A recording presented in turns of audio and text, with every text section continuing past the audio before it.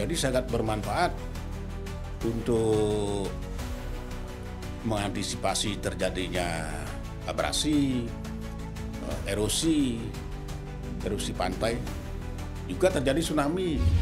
Karena Puro Prapat Nunggal ini sangat unik ya Pak. Di situ ada pohon mangrove yang umurnya 500-an tahun, dan di situ ada munting tanggal.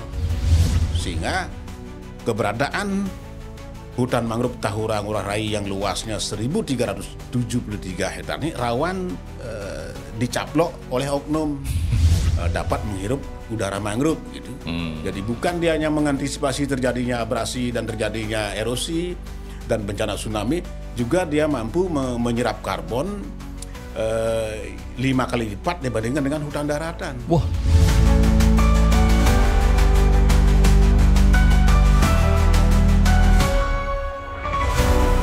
Akal sehat dimulai.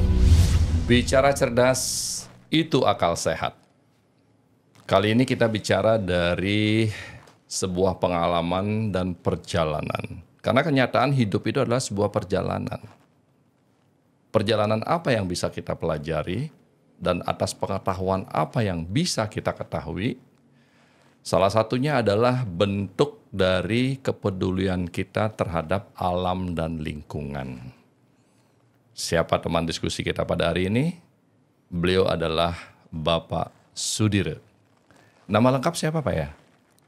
Nama lengkap saya kalau sesuai KTP Iwayan Sudire. Iwayan Sudire. Tapi biasa dipanggil Lanang Sudire. Lanang Sudire Pak. Pak Lanang asli mana? Saya asli Desa Batuan, Kecamatan Sukawati, Kabupaten Gianyar.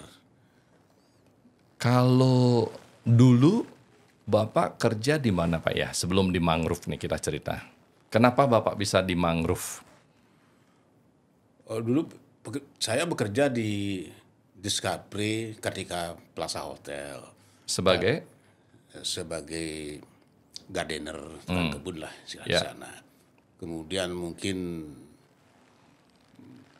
karena perusahaan hotel CSR-nya bergerak di bidang lingkungan dan di bidang kebencanaan, dan mungkin beliau melihat saya dianggap serius di bidang dunia tanaman, dikirimlah saya bergerak di mangrove. Itu salah itu satunya tahun berapa itu Pak? Itu kurang lebih tahun 2011 ya. 2011. Mengawali 2011, kemudian menjelang peringatan Hari Mangrove Sedunia, kedatangan bintang sepak bola dunia ke Bali menanam mangrove, Pak Cristiano Ronaldo, mulai tahun 2013 itu di sana terus yang bergerak di kawasan konservasi hutan mangrove Tahura Ngurah Rai dan beberapa hutan mangrove di Indonesia. Apa aja Pak yang dikerjakan di mangrove? Bapak dari sebagai gardener di Kartika Plaza Pak ya, 2011, lalu ditempatkan di mangrove. Sebagai apa Bapak di situ? Di mangrove saya sebagai penggiat mangrove, jadi bukan hanya sebagai pemerhati mangrove. Jadi kalau sebagai penggiat mangrove, kita melaksanakan bagaimana membuat bibit mangrove dengan cari buah sendiri, membuat bibit sendiri, menganalisa, mengidentifikasi beberapa jenis mangrove yang ada di Bali, kemudian melaksanakan pembersihan sampah plastik khususnya dengan menggerakkan teman-teman dari masyarakat nelayan yang ada di pesisir pantai Teluk Benua. Di dalam melaksanakan monitoring itu, tadinya sih monitoring sampah dari kawasan Pal 1 di Sanur misalnya, sampai ke Serang ini, sampai di Tukad Ngenyong, sampai Tukad Rangda yang ada di kawasan Suwung itu, kami kaget dalam perjalanan melaksanakan monitoring di kawasan mangrove itu, kok di sini ada bangunan. timbullah niat kami untuk mendiskusikan ini dengan polisi kehutanan. Kenapa sampai ada bangunan? Setelah dicermati ternyata masif sekali itu, marak sekali ada bangunan-bangunan. 2011 belum ada? 2011 sudah marak. Oh, sudah marak. Oke, kalau kita bicara mangrove, Pak, saya ingin tahu dulu, Pak. Jenis pohon apa aja itu mangrove, Pak ya? Kalau mangrove itu atau lebih dikenal dengan pohon bakau ya.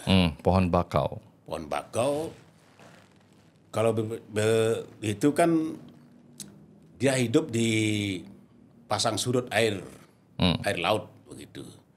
Karena kalau pohon mangrove tidak kena air laut mati dia. Jadi sangat bermanfaat untuk mengantisipasi terjadinya abrasi, erosi pantai, juga terjadi tsunami. Gitu. Mangrove juga bisa sebagai penanggulang tsunami. Betul. Karena Badan Penanggulangan Bencana Nasional itu sering mengadakan kegiatan mitigasi bencana di kawasan hutan mangrove. Mungkin belajar dari tsunami yang di Aceh. Banyak manusia yang diselamatkan oleh hutan mangrove ini. Bapak dulu ditempatkan di mangrove di bawah naungan siapa? Di bawah naungan Forum Peduli Mangrove Bali. Forum Peduli Mangrove Bali. Di bawah naungan Yayasan Artagraha Peduli Foundation.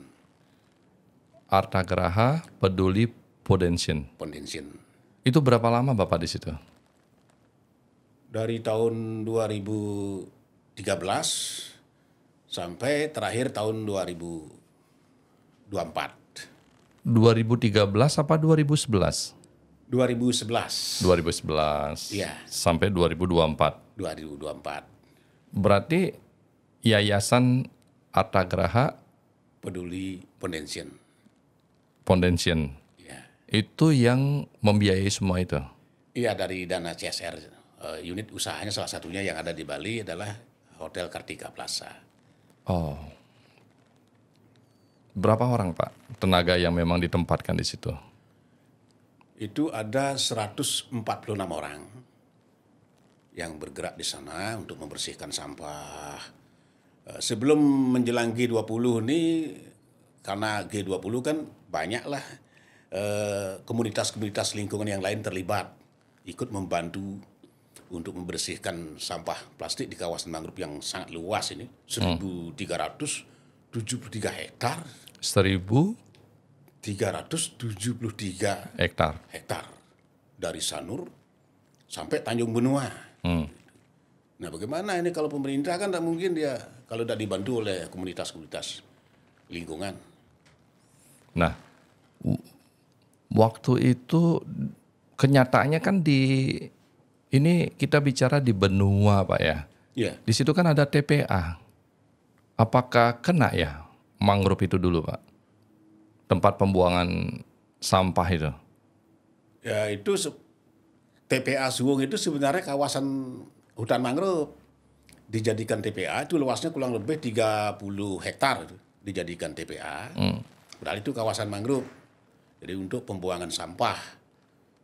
Juga ada lagi 30 hektar untuk instalasi pengolahan air limbah di kawasan Lagun Nusa Dua. Itu juga kawasan hutan mangrove. Itu untuk mengolah limbah-limbah hotel di sana. Berarti belum lagi di DSDP ini di Pemogan dekat Indonesia Power kan ada lagi 10 hektar. IPAL DSDP untuk mengolah limbah-limbah di Kota Denpasar ini. Berarti 70 hektar hutan mangrove dipergunakan untuk limbah. Termasuk TPA Suwung, termasuk IPAL PDDC, sekarang ITDC ya namanya. Dan IPAL DSDP di Pemogan. IPAL Pak? Ya, apa itu? instalasi pengolahan air limbah. Instalasi pengolahan air limbah. Air limbah. Ini murni swasta Pak ya yang peduli itu ya? Yang tenaga kerjanya 130 sekian orang itu. Oh, anggota Forum Peduli Mangrove Bali-nya? Ya. Iya swasta yang memang dia teman-teman dari komunitas nelayan lah. Memang peduli terhadap lingkungan. Kalau enggak itu susah sekali karena kan sampah yang dialirkan oleh sungai-sungai yang muaranya di Teluk Benua itu kan ada berbagai macam jenis sampah. Sehingga kita orang Bali ini sangat susah sekali mencari tenaga yang mau bergerak untuk membersihkan sampah itu karena ada sampah pampers, ada pembalut wanita, seperti itu harus cari teman-teman dari luar. Gitu. Juga dari komunitas nelayan gitu. Mereka digaji nggak Pak? Ada sekedar honor lah istilahnya per bulan itu. Karena mereka full kerjanya dari jam 7 pagi. Karena ini kita bekerja dengan kejar-kejar dengan air. Kalau airnya surutnya di bawah jam 6, ya jam 5 kita sudah datang gitu. Mungkin nanti bisa izin jam 3 sore pulang gitu. Oh. Karena nanti jam 9 air surut kan tidak bisa bekerja untuk membersihkan sampah di kawasan mangrove itu. Jadi kalau air surut pas kita bisa membersihkan sampah-sampah plastik, terutama kalau sampah plastik itu melilit akar pohon mangrove mati dia. Makanya kalau pohon mangrove itu musuhnya adalah sampah plastik. Selain membersihkan sampah, apa yang dilakukan komunitas peduli mangrove ini Pak? Menjaga kawasan itu dari penjahat lingkungan, khususnya melakukan monitoring lah. Karena hampir setiap kelurahan itu ada aja dugaan-dugaan pelanggaran. Kalau ini dibiarkan, kalau enggak kita laporkan, itu mungkin semakin berkurang dia luasan hutan mangrove-nya. Dan sekarang aja itu apakah masih 1.373 hektar? Kalau saya ingin ini harus diukur ulang begitu. Secara keseluruhan? Secara keseluruhan dari Sanur sampai Tanjung Benua ini. Iya. Kalau anggaplah saya bicara di mangrove dulu Pak ya, belum keadaan mangrove saat ini. Kalau menurut Pak nih, Bapak kan lama di situ ya. Pasti ada yang namanya suka duka. Apa suka dukanya Pak sehingga Pak bisa bertahan di tempat itu Pak? Suka dukanya itu bagaimana ya, kita seperti hobi begitu, padahal itu lumpur gitu. Tetapi menyenangkan begitu. Loh ini kita metik buah sendiri. Oh, ini ayo kita cari lindur gitu bersama teman-teman. Lindur yang kalau bahasa ilmiahnya itu kan Bruguiera gymnorrhiza ya. Kalau lindur ini dulu sebelum pariwisata Bali ini maju seperti sekarang, dulu biasa dijadikan nasi itu, lindur itu, atau dijadikan kue begitu. Kemudian cari yang Rhizopora mucronata, yang buahnya panjang itu kita metik sendiri. Suka-sukanya di situ, Pak. Kemudian cari kepiting seperti itu. Banyak sekali biota laut yang lainnya itu, ada ikan blokus gitu. Kadang-kadang bulan Desember datang, hujan angin itu ada kakul laut itu. Di situ anunya. Suka dukanya Pak ya. Ya. Asik aja Pak ya. Kalau Apa karena Bapak menyenangi akan pohon-pohon itu sendiri? Karena sebelumnya kan Bapak di gardener. saya ada memang salah satu tanaman dari 18 jenis yang sudah teridentifikasi di kawasan Tahura Ngurah Rai ini, ada salah satu mangrove yang memang membuat kita senang begitu. Tadi awal-awal itu memang menjijikan begitu karena ada sampah, lumpur. Tapi kalau kita tekuni semakin menyenangkan begitu, semakin enak gitu rasanya. Di mana Pak senangnya? Kita masuk ke kawasan mangrove itu, lihat ada kepiting, ada udang, ada ikan blokus, ada burung belibis, ada burung kuntul di kawasan mangrove itu. Disitulah enaknya. Kemudian bagaimana kita buat bibit sendiri, itu enaknya Pak. Begini indahnya hutan mangrove kita di Bali, kenapa tidak dimanfaatkan untuk timbul niat kami bersama teman-teman, kenapa tidak dimanfaatkan untuk wisata alam, untuk wisata alam mangrove begitu, itu misalnya. Kok dibiarkan seperti ini gitu. Di mangrove ada buaya nggak ya Pak ya? Kalau di Bali nggak ada Pak. Oh nggak, belum pernah Pak lihat itu ya? Belum pernah. Dulu pernah ada di sini kan sudah ditangkap oleh BKSDA ya. Ada mungkin dia lepas dari bekas di di Padanggala itu mungkin ada 1 ekor dulu. Tapi sepanjang pengamatan kami, dan kami memang dari perairan juga masuk, bukan lewat darat saja. Kami menggunakan perahu, pas kalau air surut, kami lewat perairan biar bisa memantau kondisi hutan mangrove. Kadang-kadang kan orang mencari cacing itu ya, cari cacing itu ada pengepulnya itu gitu. Memang beberapa orang sudah ditangkap sama Polhutnya itu. Kalau pernah nggak ada kejadian yang membuat Pak Wayan Sudire takut di mangrove atau mengerikan, atau kejadian yang memang Bapak merasa ketakutan di situ? Yang bersifat spiritual. Ya, bersifat spiritual, bersifat mungkin pernah dihanyutkan atau apa Pak? Oh, kalau bersifat spiritual, kalau namanya itu memang saya sebagai orang Bali itu yang namanya loloan dedari itu memang di saat Kajeng Klion. Loloan dedari itu yang di Sanur tuh Pak ya? Bukan, kalau loloan dedari itu adanya di Desa Tengkulung, Kelurahan Tanjung Benua. Oh. Kalau di loloan dedari itu ada makhluk-makhluk seperti orang cantik itu. Para nelayan dia libur, tidak berani dia melaut.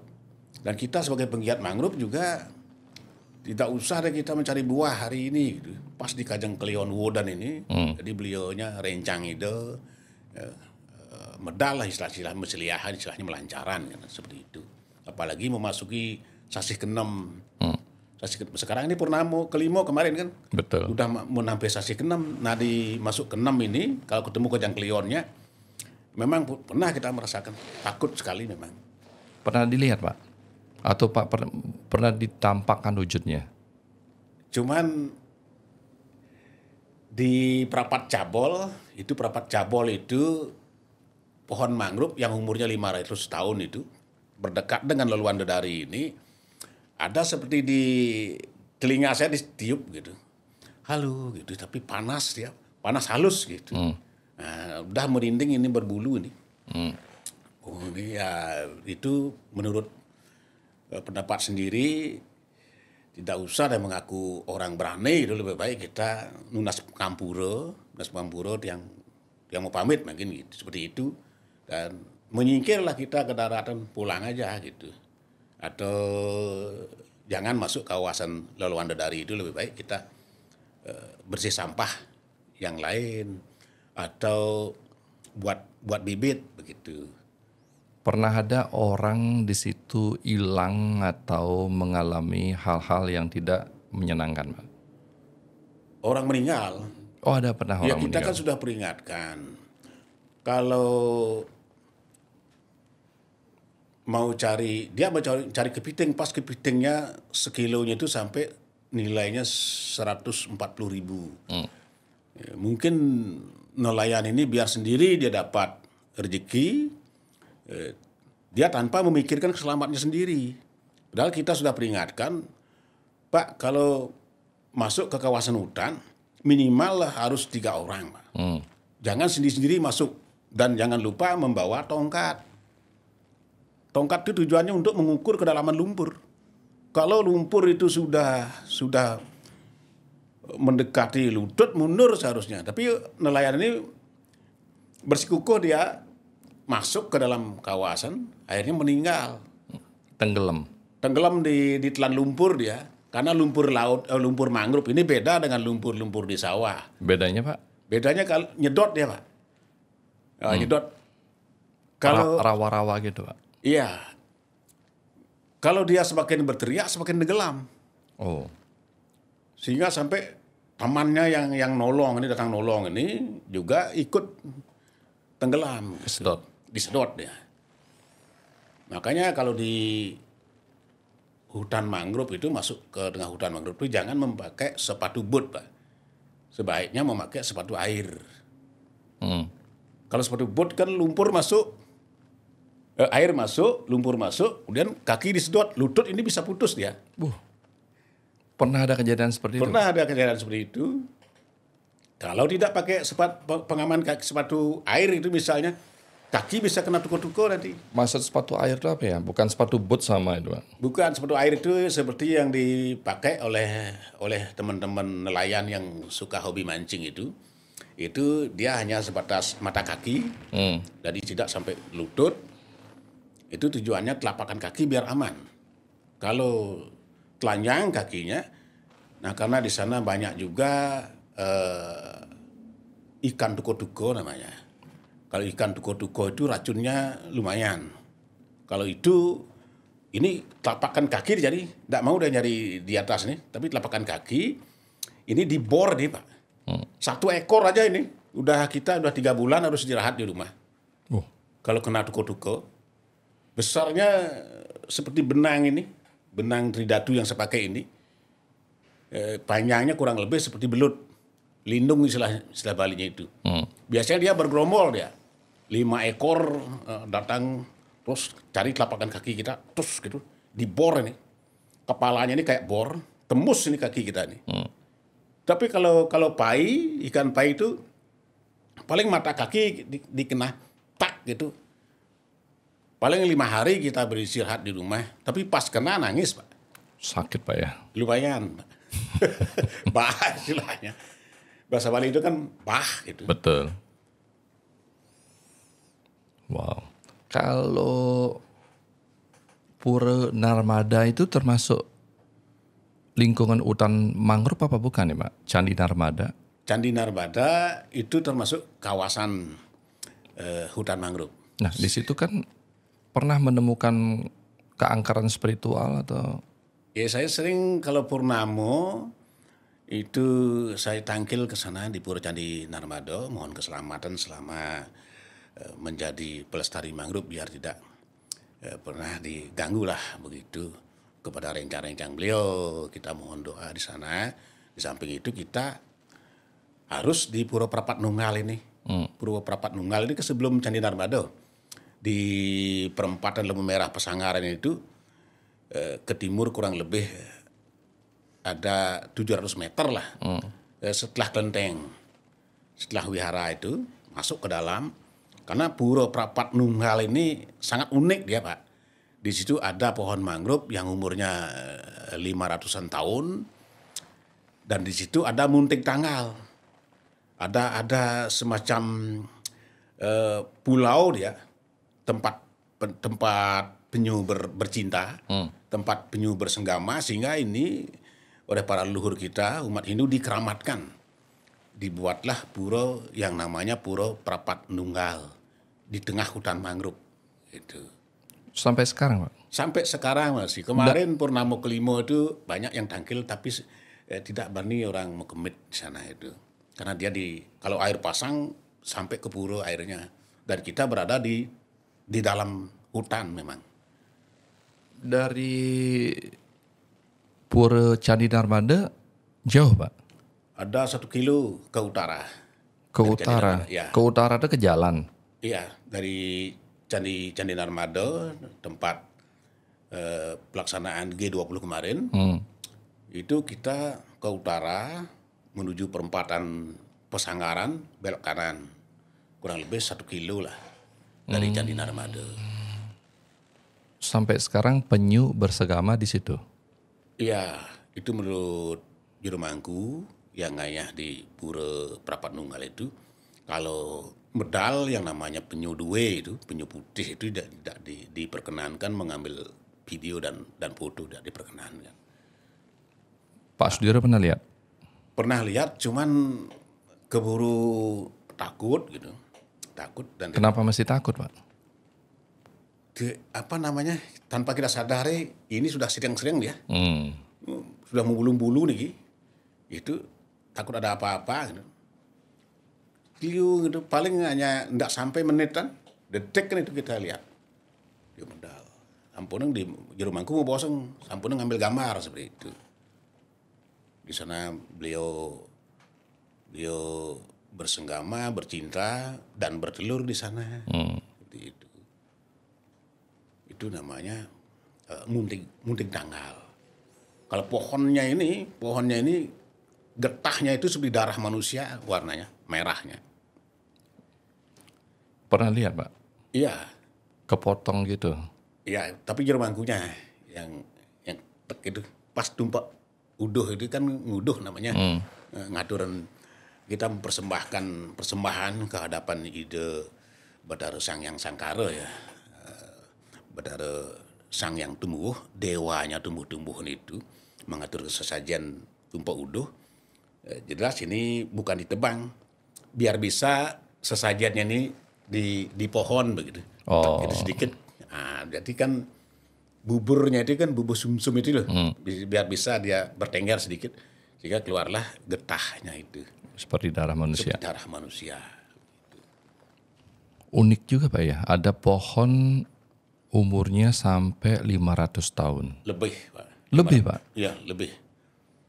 Itu jenisnya kalau leluhur kita di Bali menyebutnya dengan prapat benua gitu. Tapi kalau bahasa ilmiah namanya ilmiahnya itu Soneraceae alba dia. Buahnya kayak apel itu. Dialah benteng menjaga daratan dari terjadinya banjir rob seperti itu. Oh, pohon ini justru yang menjaga, Pak ya? Iya, yang mangrove yang jenisnya Soneraceae alba ini, Pak. Maka ini harus diselamatkan. Ini bagaimana caranya? Ini harus diselamatkan, harus dijaga ini. Tapi masih banyak pohonnya? Paling banyak itu, Pak. Paling banyak, Pak ya? Paling banyak. Hampir di pinggir, di pesisir Teluk Benua ini, dari Sanur, Serangan, kemudian Pedungan, Pemogan, Suwung, Tuban, Kedongan, Jimbaran, Bualu, Nusa Dua sampai Tanjung Benua ini di garis terdepan ini pasti ditumbuh oleh prapat, oleh mangrove yang jenisnya Soneraceae alba. Nah, kita ke timur sekarang, Pak. Kan ada tempat pengelukatan mangrove pura apa ya, saya lupa nama itu, tapi pernah saya ke sana, Pak. Yang di Sanur itu loh, Pak. Oh, dalam pengembak. Dalam Pengembak. Iya, kena menyucikan diri lah, sana melukat seperti itu. Itu kawasan mangrove juga, Pak. Kawasan mangrove juga, tapi kita sakralkan itu, Pak. Kenapa disakralkan di situ, Pak? Itu boleh disebut kawasan angker ya, suci lah gitu. Tempat umat Hindu memohon keselamatan, penyucian diri gitu. Memang berbagai cara, ada yang senang ke Tirta Empul, ke Tapak Siring. Tapi kalau saya bergerak di dunia mangrove ini, di samping juga ingin di Tirta Mengening ya, di Tapak Siring, karena saya setiap hari hampir bergerak di hutan mangrove ini, lebih cenderung melukatnya di dalam pengembak gitu. Untuk memohon keselamatan lah. Apa yang Bapak rasakan melukat di situ, Pak? Kalau di dalam pengembak itu memang getaran spiritualnya itu loh. Getaran spiritualnya sangat tinggi ya, Pak. Jadi kalau kita bukan hanya sekedar sembahyang gitu, setelah sembahyang panca sembah itu, cobalah di sana merenung sebentar dengan cara memejamkan mata, meditasi begitu. Meditasi. Kita bukannya yang mengetes ya, tidak ada maksud mengetes betul-betul ada yang berstandar apa enggak. Kita memang ingin merasakan getaran spiritualnya seperti apa di sana gitu. memang cukup lumayan Pak di sana itu. Jangan udah coba-coba di sana melakukan kegiatan-kegiatan yang bersifat letah gitu. Bersifat cemer begitu, jangan dalam pengembangan itu Pak. Itu yang saya rasakan. Siapa yang melinggih di situ, Pak? Kalau menurut Jero Mangku itu kan Ratu Niang Sakti ya. Ratu Niang Sakti. Tapi kita tetap aja memuja juga Tabe Pukulan Ida Betara Ratu Gede Mas Mecaling dalam PN. Ya. Itu. Di samping Ida Betara Ratu Niang Sakti begitu. Bagaimana pohon mangrove ini bisa terhindar dari adanya oknum-oknum penjahat lingkungan yang ingin memanfaatkan hutan mangrove untuk kepentingan bisnis begitu. Kita mohon, kalau kita kan seperti apa, tidak punya kekuatan apa-apa Pak. Jadi kekuatan saya hanya memohon, berdoa di Pura Dalam Pengembak, di Pura Dalam Sakenan, kemudian ada juga Pura Prapat Nunggal, di Candi Narmada, ada lagi namanya Pura Deluang Sari, itu juga di dalam kawasan. Deluan Sari. Pura Deluang Sari itu sangat keramat juga itu Pak. Sebelah mananya itu Pak ya? Itu paling ujung dia di Tanjung Benua. Itu paling ujungnya Teluk Benua ini harus masuk lewat Jalan Pratama menuju ke Tanjung Benua. Itu ada Pura Deluang Sari. Deluang Sari. Ya. Biasanya pemedak tangkil ke sana melukat apa nunasice manten? Kalau di Deluang Sari itu hanya nunasice manten. Tapi kalau yang melukat lebih banyak di dalam Pengembak. Sebenarnya di Prapat Menunggal juga banyak juga mulai orang melukat. Tergantung keyakinan kita, Pak. Mobil bisa masuk ke Prapat Menunggal? Bisa. Lewat tambak itu, kan ada tambak itu diklaim oleh Pelindo yang punya lahan itu. Bisa dipakai untuk parkir mobil ke sana. Itu zamannya Pak Gubernur Dewa Brata kan biasa ke sana. Karena beliau yang merenovasinya. Zaman Gubernur Pak Dewa Brata. Kan ada jogging track juga di situ Pak ya? Ada. Untuk menuju ke dalam pura harus jogging track. Kalau tidak dibuat jogging track ini susah. Harus melewati itu Pak ya? Melewati itu. Nah, membersihkan sampah yang luar biasa di situ itu Anda ada yang peduli selama ini. Itu Bapak biasa membersihkan itu? Komunitas kami dari Forum Peduli Mangrove Bali dibantu oleh masyarakat nelayan yang ada di kawasan itu, gitu. Sehingga seperti sekarang lah, seperti yang dilihat oleh para pemuda sekarang, bersih dia sekarang. Tidak ada lagi orang kalau tangkil ke sana medak pegang hidung karena menghirup bau busuknya sampah itu bulu-bulu ayam. Bulu ayam, kampil-kampil itu bukan kresek-kresek, bukan tas plastik kresek, itu kampil itu dipakai. Berarti kan pebisnis besar, Pak. Supplier besar ya. Misalnya ada oknum ini, dia jual daging ayam ke berapa restoran, kemudian limbahnya itu bulunya, kampitnya, butukonya itu dibuang di sana ke kampil. Sehingga kalau musim kemarau dikena teriknya sinar matahari sehingga bau menyengat. Busuk menyengat gitu. Ini masyarakat mesti harus benar-benar menyadari betapa susahnya membersihkan hutan mangrove ini dari sampah-sampah plastik, bangkai-bangkai ayam yang memang dibuang ke sana, atau apapun bentuknya. Ini masyarakat yang buang sampah sembarangan, apalagi di situ banyak ada tempat-tempat suci yang memang kita sakralkan dan memberikan manfaat buat kita semua. Kenapa mesti harus buang sampah ke situ, Pak ya? Kenapa mesti harus buang bangkai ayam dan lain sebagainya? Ini mudah-mudahan nih terbuka hatinya, terbuka pikirannya. Apalagi manfaat dan pentingnya atas hutan ini kan penting sekali buat Bali. Yang seperti yang Pak katakan tadi bahwa menahan tsunami, menahan air bah masuk ke kota atau menahan banjir, Pak ya. Iya. Itu begitu banyak manfaat dan pentingnya, ya mestinya kita menjaga sama-sama, Pak ya. Bukan hanya sekedar komunitasnya Bapak aja. Sebetulnya semua masyarakat, komponen masyarakat harus terlibat, Pak. Harus terlibat, Pak. Harus terlibat. Kalau pemerintah sendiri gimana, Pak? Pemerintah melalui Dinas Kehutanan dan Lingkungan Hidup sudah berkolaborasi memang dengan kita selama ini untuk membersihkan ini. Tapi begitu luasnya hutan mangrove Bali ini berat juga begitu. Jadi yang berat ini menyadarkan masyarakat jangan membuang sampah ke kawasan mangrove ini yang berat.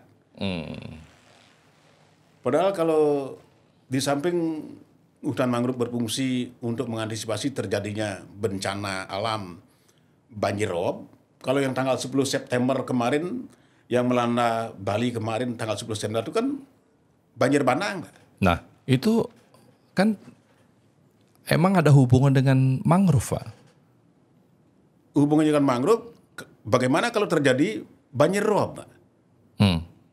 Kalau banjir bandang kan diakibatkan oleh tingginya curah hujan. Iya. Tetapi kalau banjir rob terjadi, itu diakibatkan oleh naiknya air laut. Kalau 10 September kemarin itu kan banjir bandang. Banjir bandang. Banjir bandang. Ya, banjir bandang yang diakibatkan oleh tingginya curah hujan. Di samping itu juga menyempitnya sungai-sungai yang ada di Kota Denpasar. Akibat tidak dinormalisasi sungai itu bertahun-tahun tidak pernah dinormalisasi sehingga terjadi pendangkalan, terjadi sedimentasi, begitu terjadilah banjir seperti kemarin. Tapi yang menjadi ancaman lebih berat, bagaimana nanti kalau terjadi banjir rob, banjir bandang terjadi diserta dengan banjir rob, naiknya air laut ke daratan, tenggelam nggak Denpasar ini? Mengerikan itu, Pak. Bukan Denpasar, Bali Selatan khususnya Badung tenggelam ini, Pak. Kecuali Jimbaran mungkin yang tinggi. Ya Bukit Ungasan itu mungkin bisa selamat, tapi saudara-saudara kita di Tanjung Benua, kemudian di Tuban, di Kedongan, ini kena ini. Yang di pesisir ini kena semua ini, Pak. Kakinya Bali menuju ke kawasan Nusa Dua itu. Begitu besarnya dampaknya ini, Pak. Iya. Begitu besarnya menjadikan Bali ini masa depan yang baik atau tidak baik, Pak ya? Iya. Ya seperti kata Pak, mestinya ini dijaga bersama-sama. Bersama-sama semua komponen harus terlibat. Nah sekarang pertanyaannya, Pak, bagaimana kondisi terkini hutan mangrove di kawasan benua Bali? Saat ini kondisinya berdasarkan pengamatan saya secara langsung di lapangan melalui mengecek daripada PAL demi PAL, patok batas daripada kawasan hutan mangrove dengan tanah warga masyarakat ini cukup banyak terjadi dugaan pelanggaran. Jadi seperti apa dugaan pelanggaran itu? Adanya bangunan liar, bangunan yang bukan semi permanen lagi, sudah permanen di kawasan mangrove. Yang menjadi pertanyaan saya sekarang ini, kenapa sampai bisa orang membangun di kawasan konservasi hutan mangrove Tahura Ngurah Rai? Ini kan kawasan konservasi, Pak. Kalau yang namanya kawasan konservasi kan tidak boleh ada aktivitas. Tapi kenapa sampai ada gedung-gedung di sana? Apakah itu pabrik beton, apakah itu pabrik konstruksi bangunan. Yang ribut-ribut kemarin sama DPR. Yang ribut sama Pansus Trap kemarin itu kan seperti itu kenyataannya. Kalau mereka tidak, Pansus Trapnya ini sudah bagus sekali, tapi kenapa baru sekarang terbentuk? Kenapa tidak dari dulu? DPR hasil pemilu sebelumnya itu. Setelah bangunan berdiri, baru terbentuk yang namanya Pansus Tata Ruang, Aset dan Perizinan DPRD Provinsi Bali. Kenapa? Setelah munculnya belakangan ramai isu adanya pensertifikatan lahan mangrove. Iya.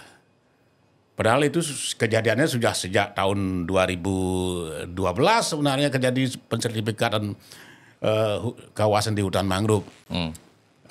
Contoh misalnya seperti berdirinya perumahan elit di kawasan Jimbaran Asri, yang pengembang itu adalah oknum ya, Bali Siki. Nah, kenapa sampai bisa terbit sertifikat? Ada juga sebuah rumah pribadi tapi seperti villa bentuknya. Sampai saat ini masih ada di sana, masih berdiri dia, walaupun sudah tidak beraktivitas, tapi karena bangunnya belum dibongkar, masih tetap berdiri sampai saat ini masih berdiri. Itu di Kelurahan Benua. Nah, saking luasnya tadi dikatakan 373 hektar. Harusnya yang mengawasi semua itu siapa, Pak? Yang mengawasi ini polisi kehutanannya apa? Polisi kehutanan. Ya. Tapi ada polisi kehutanan di situ. Ada, cuman begitu luasnya hutan mangrove di Bali ini. Di samping itu posisi hutan mangrove di Tahura Ngurah Rai Bali ini dia letaknya posisinya di pusatnya barometernya pariwisata Bali begitu. Timurnya ada kawasan wisata Nusa Dua, selatnya kawasan wisata Kuta, utaranya kawasan wisata Sanur dan Ubud, sehingga keberadaan hutan mangrove Tahura Ngurah Rai yang luasnya 1.373 hektar ini rawan dicaplok oleh oknum pengusaha begitu.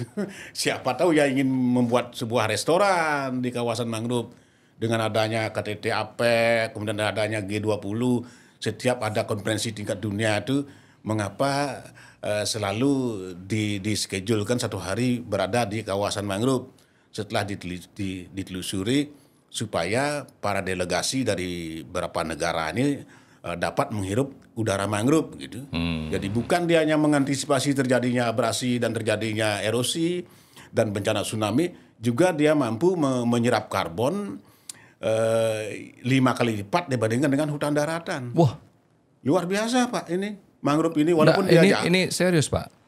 Hanya untuk menghirup udara mangrove. Iya, untuk menghirup udara mangrove. Tujuannya untuk fungsinya? Fungsinya dia dapat kesehatan lah dari hutan mangrove ini. Pak umur berapa sekarang? Saya umur 56 sekarang. Tadi Pak bilang dapat oksigen apa? Udara mangrove ini? Iya, dapat menghirup oksigen di hutan mangrove ini. Sehingga para delegasi itu, pejabat-pejabat luar negeri itu bagaimana biar dapat menghirup udara mangrove gitu. Sehingga satu hari pasti dijadwalkan ke hutan mangrove. Kira-kira apa yang ada dalam pikiran mereka sehingga untuk harus datang ke hutan mangrove Pak ya? Ya karena seperti tadi, misalnya hasil penelitian terakhir 1 hektar mangrove itu dia mampu menyerap karbon setara dengan 59 kendaraan. Di samping itu dia memproduksi oksigen 5 kali lipat dibanding dengan hutan daratan. Itulah hebatnya mangrove. Walaupun kita jahat terhadap, anggaplah kita semua umat manusia jahat terhadap mangrove ya, memberikan dia racun, tapi mangrove kan tidak pernah marah kepada umat manusia. Nah contoh misal mobil Bapak kan keluar asap. Betul. Sepeda motor saya keluar asap. Nah yang menghirup ini kan dia, mangrove. Tapi mangrove pernah marah ada pada manusia? Kan tidak. Dengan penuh kasih sayang, pohon mangrove ini tetap memproduksi oksigen untuk dinikmati oleh umat manusia. Nah kalau pohon mangrove mati misalnya, apakah tidak umat manusia di seluruh dunia akan tidak menderita peradangan paru-paru dan pada akhirnya sesak napas, akhirnya meninggal? Selama ini kan dikenal hanya mengantisipasi terjadinya abrasi dan erosi dan bencana tsunami. Tapi lebih penting lagi dia memproduksi oksigen, Pak. Juga dia menyerap karbon. Makanya dunia melalui G20 itu khusus dia membahas mangrove.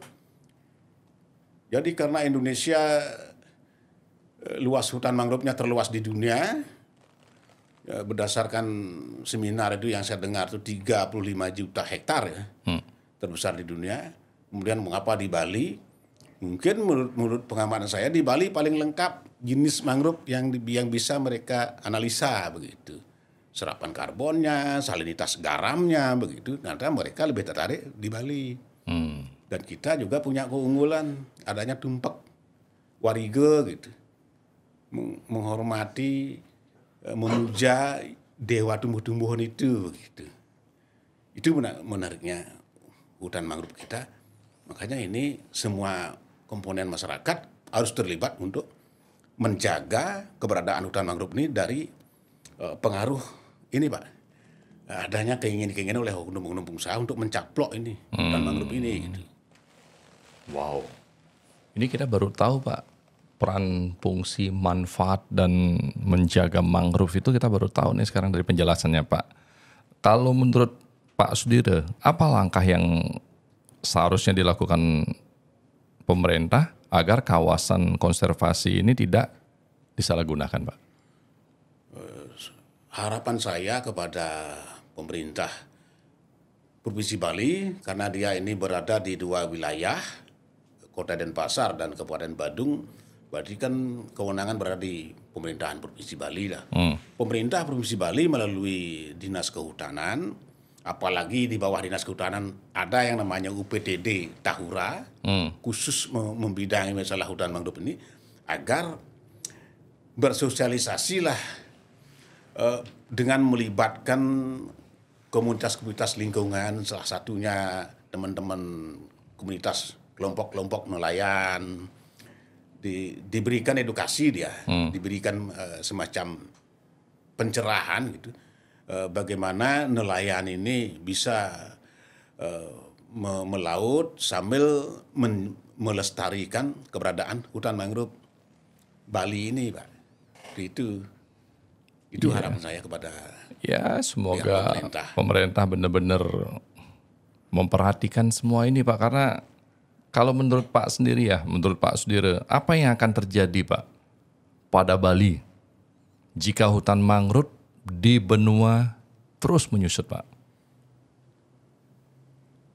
Kalau hutan mangrove di kawasan konservasi Tahura Ngurah Rai Teluk Benua ini terus menyusut akibat adanya alih fungsi lahan, betul, yang terjadi kehancuran terhadap Bali, bukan terhadap wilayah Denpasar dan Badung ini. Kok bisa terhadap Bali, Pak?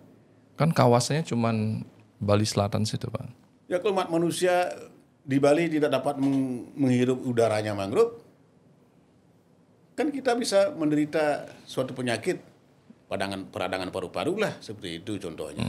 Dengan banyaknya asap-asap pabrik, asap mobil, asap bengkel-bengkel seperti itu misalnya. Tanpa hutan mangrove ini, bisa enggak ke depan bagaimana keadaan kita, Pak, di Bali ini? Oh, bukan hanya tenggelam aja, Pak, ya? Bukan hanya tenggelam aja, Pak. Sakit kita semua. Wah, ini mesti harus disadari sama kita semua, Pak. Di samping adanya 1.373 hektar di Bali Selatan ini, di kawasan Teluk Benua ini, kita bersyukur di Nusa Lembongan ada juga 400 hektar. Kemudian di Kabupaten Jemberana ada kurang lebih juga 400 hektar. Di Kabupaten Buleleng juga ada hutan mangrove. Di Teluk Trimo itu ada. Cuman jenisnya tidak seperti di Bali Selatan ini. Nah, makanya berarti yang paling luas di Bali Selatan sini? Di Bali Selatan ini paling luas. Hutan mangrove 1.370 hektar. Ya, ini harus kita amankan, Pak. Wow. Dari para penjahat lingkungan gitu. Katakanlah penjahat lingkungan lah itu. Karena dia membabat mangrove berarti kan jahat ya. Iya, betul. Nah, sekarang bagaimana, Pak, masyarakat bisa ikut berperan aktif menjaga kawasan mangrove ini? Caranya bagaimana? Jadi masyarakat bisa melalui komunitas-komunitasnya, apakah dia dari komunitas apa namanya gitu misalnya, motor, mobil, Harley Davidson, ini bisa terlibat, Pak. Kemudian ada apa namanya seperti PS Arta TV ini dengan komunitas-komunitas lainnya itu bisa bergandengan tangan, misalnya melalui Hari Lingkungan Hidup Sedunia seperti itu misalnya. Ayo kita bersih-bersih sampah di kawasan hutan mangrove seperti itu. Karena kita pernah juga, Pak, melakukan penanaman pohon di situ, Pak. Beberapa kali. Kalau pingin mendapatkan bibit pohonnya itu di mana, Pak? Sekarang ada di BPDAS Mundo Anyar, Pak. Balai Pengendalian Daerah Aliran Sungai Undanyar. Di tempatnya G20 itu memohon ke sana bibitnya. Cuman pengamatan saya selama ini mengapa banyak lembaga menanam mangrove, ada yang nanam 1.000 mangrove, Betul. tapi hidupnya cuma 10. Nah itu kenapa, Pak? Iya betul. Kita kemarin Real Estate Indonesia pun juga melakukan penanaman pohon itu ratusan itu, Pak. Iya, Arlinda Pisan saya lihat sempat. Betul. Cuman beliau mungkin bapak-bapak dari Arlinda Pisan ini kan mungkin punya dana CSR ya. Diarahkan ke mangrove ini, nanam mangrove, tapi meminta kepada penggiat mangrove, salah satunya teman saya di sana, di kawasan Benua, agar dirawat. Wah, kalau merawat ini kita butuh dana, Pak. Untuk merawat ini.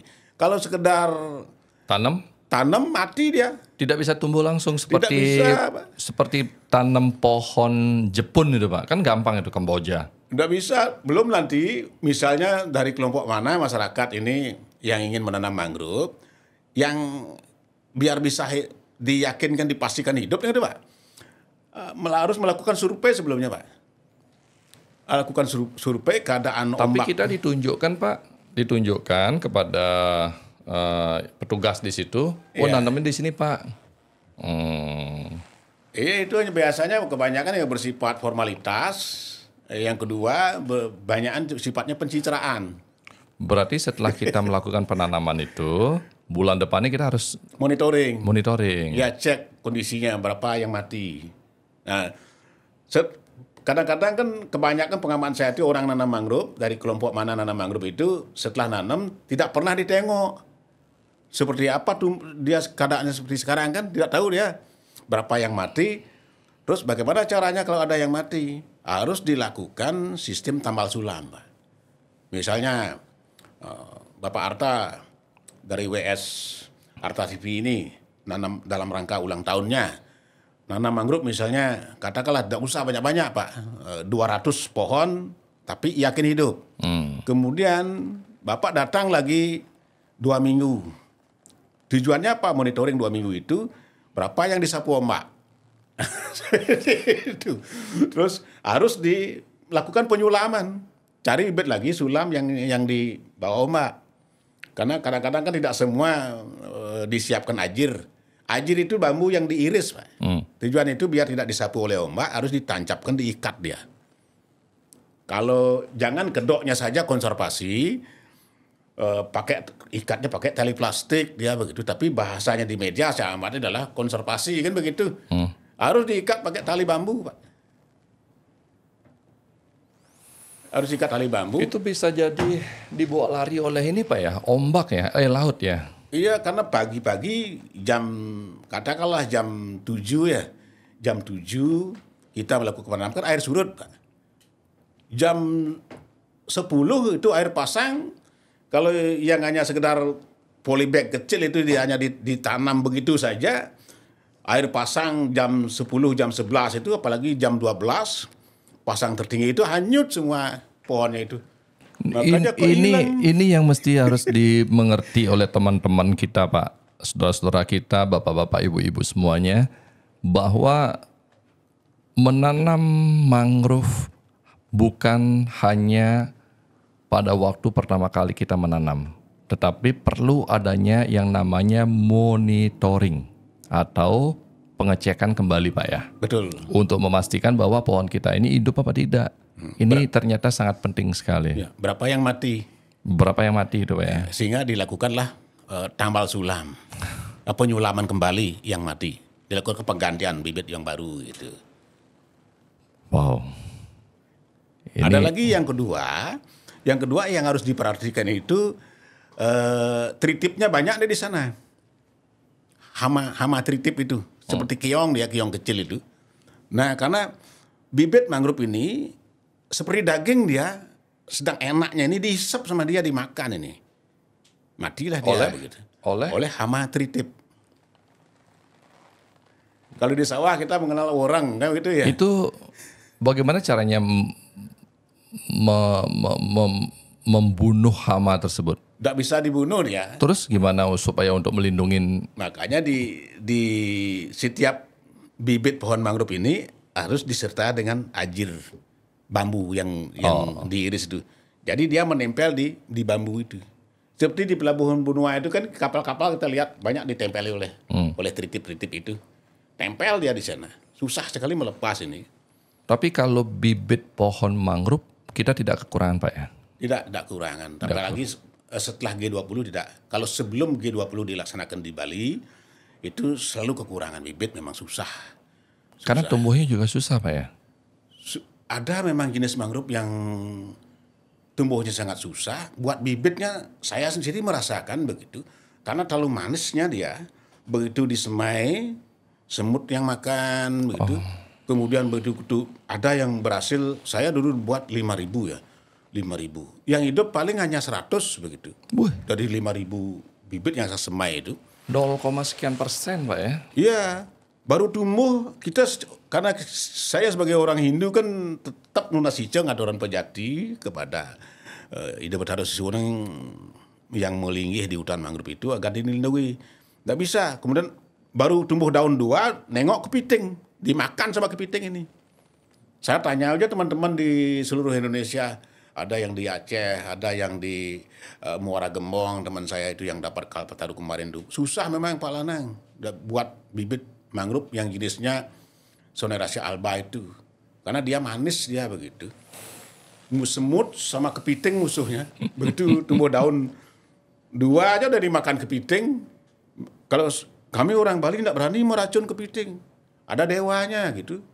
Apalagi ada patung yang bersifat sakral lah. Patung pendeta menggenggam kepiting begitu.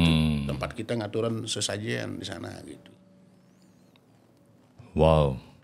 Begitu pentingnya hutan mangrove. Begitu tidak mudahnya menjaga dan begitu tidak mudahnya kita penanaman kembali terhadap hutan mangrove ini.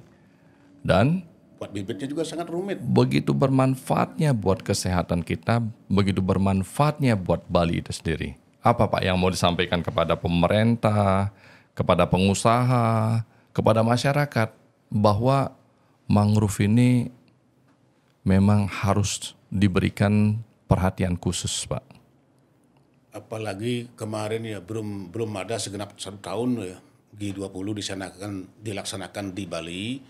Itu khusus membahas masalah pentingnya keberadaan pohon mangrove terhadap kehidupan umat manusia di seluruh dunia, apalagi khususnya di Bali.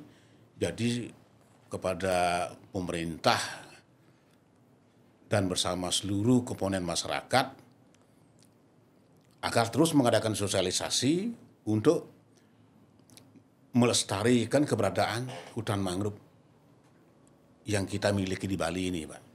Tetap melestarikan, Pak ya? Ya, tetap melestarikan, juga menjaga keberadaan hutan mangrove kita dari ancaman oknum-oknum penjahat lingkungan, Pak. Karena hutan mangrove Bali ini dia berbeda dengan hutan mangrove yang berada di luar Bali begitu. Keberadaan posisinya ini yang berbeda. Posisinya dia berada di tempat yang sangat strategis, di jantungnya pariwisata internasional.